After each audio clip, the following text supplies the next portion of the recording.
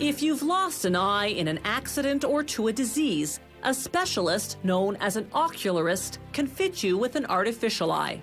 You can get a ready-made model or a custom-made prosthesis like the one for which this patient's being fitted.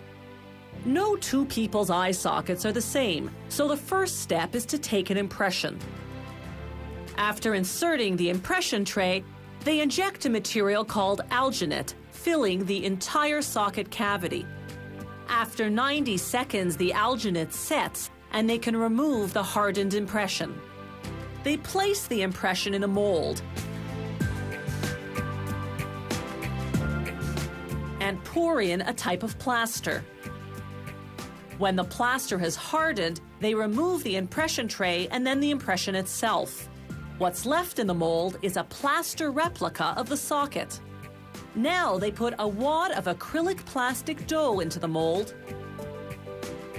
lock the mold into a press, and submerge it in a high-pressure curing unit for 25 minutes. Then they cool the mold in cold water.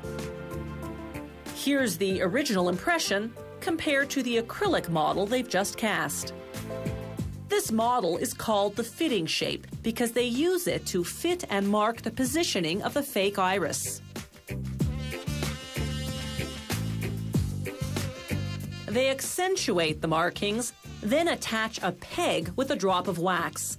The peg indicates the natural angle of the iris when the patient is looking forward. Next, they add wax around the perimeter to enlarge the fitting shape. This excess will give the ocularist some play afterwards for the final sizing.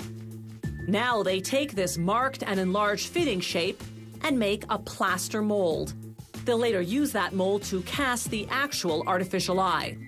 But first, they have to make the iris. They take a curved black acrylic disc and paint it as realistically as possible with high-quality artist's oils. The patient has to be present so they can match the real eye. Next, they glue an acrylic cornea with an appropriate size pupil onto the painted iris. At this point, the artificial iris is 13 millimeters in diameter. If the patient's real iris is smaller, they trim down the replica to match. The iris then goes into the plaster mold, covered with white acrylic dough. After the same high-pressure curing process as before, out comes the artificial eye, covered with excess white acrylic.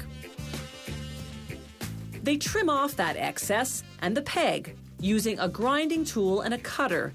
This refines the shape and exposes the iris buried underneath. They smooth the surface against a grinding stone and verify the measurements. Then, using hard coloring pencils, they add finishing touches to the iris and draw blood vessels. They label the eye with the patient's initials, then apply an acrylic coating to seal the pencil marks.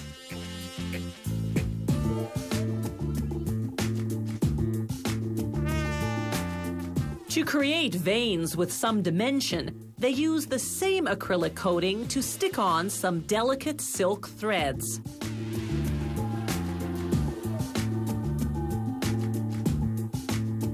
Once they're satisfied the artificial eye is a perfect match, they seal the artwork with another acrylic coating.